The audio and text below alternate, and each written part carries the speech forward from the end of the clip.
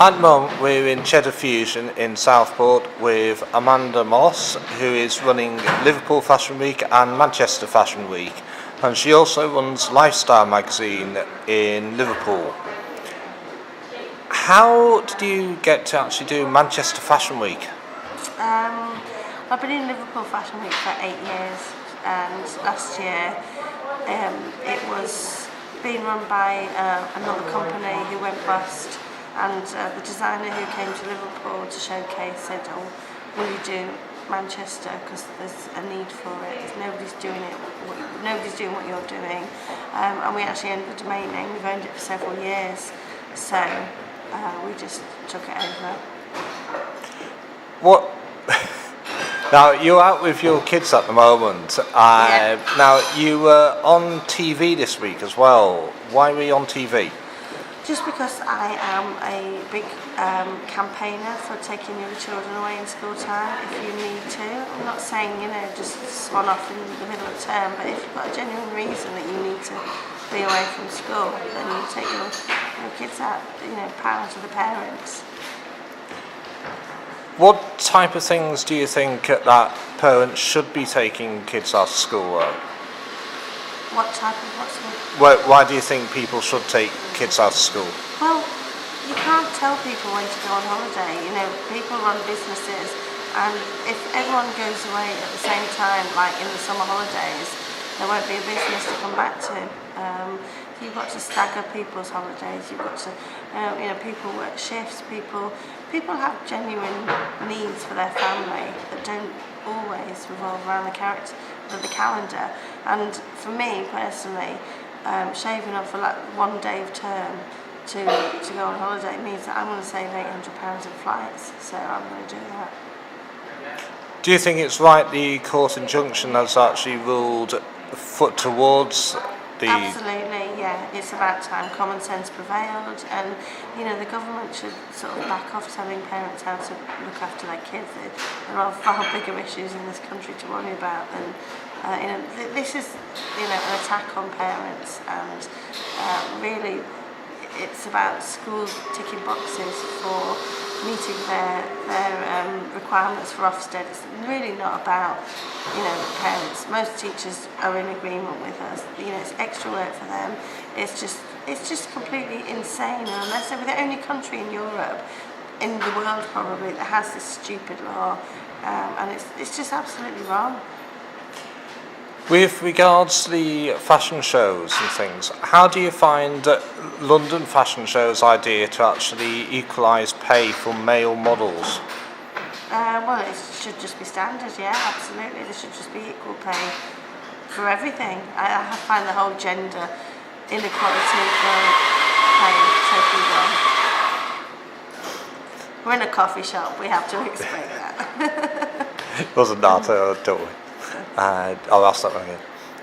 What do you think of the situation with male models being paid the same as female models with London Fashion Week's decision to equalise it? Well, it's about time. There shouldn't be gender equality and pay full stop across any industry. How do you think the pressure for kids and adults at the moment on looking good is affecting society? I don't think there's any difference in pressure on looking good now than there was when I was growing up. Magazines are selling a fantasy. Well, that fantasy is photoshopped, and it's not real. And people don't understand that it's not real. And yes, there is a certain way that you can aspire to look, but I always believe in promoting body confidence and be happy the way you are and be healthy. What do you think of the idea of using plus-size models? I've always used plus-size models because I think, the average size in the UK is 16. And when people come to my fashion shows, I want them to be comfortable. I don't want them to feel intimidated, and I want them to think that they can actually buy the clothes that they see on the catwalk and not think that it's just for a 17-year-old size 6 model. How do you find the idea of a lot of agencies charging exorbitant fees for people to actually model and take part in events and stuff? In the the agencies charge the models. Yeah. Well, agencies shouldn't charge models, full stop. They shouldn't. If you are a model agency, then your models should be out on your books for free. But in terms of commission, that's obviously a separate thing. They have to make a living, but it should be relative. It should be like 10-15%. It shouldn't be any more than that. But how do you find the actual growing demand in providing ID for models on websites? Do you think it's a good idea that models should provide ID to websites to show they are over age? Absolutely, but the thing is that I don't think anyone should subscribe to a website or subscribe to an agency without seeing them in person first. So the ID could be fake, and you need to know. I've had people come to me saying that they're 18 and actually they're 16. So it's in the past that doesn't happen anymore. I've got a strictly over 18 policy, but I think the problem is that there's a lot of fashion shows in the northwest that are taking place without proper checks, without child protection policies in place, without risk assessments, and without licences for children. But my shows have all those. How do you feel about the competition at the moment? Because there's a lot of fashion shows. Do you think there's a lot of misunderstanding what is a fashion show and what isn't? I take no notice of my competition because I'm the best and people copy me. I'm only joking. There's room for everybody in business. Competition's healthy. It's good to see what's going on. But I am the best, and I just focus on my own business and what I offer my clients, and that's basically why I'm still here today. How does Manchester take a Liverpudlian, a sand grinder, I should say, because you're actually from Southport, aren't you? Yeah, I was born here. Yeah. How does it actually take a sand grinder to actually run Manchester Fashion Week? It was quite funny actually. There was a bit of banter in the press last year about it. Ultimately, Manchester wants and needs somebody who can put on a professional show. Ultimately, I'm promoting that Northwest is best, that fashion is fantastic up here, the designers are incredibly talented, and they shouldn't need to go to London to showcase, and we should get the same investment that London gets. It's not fair that people have to go down to London.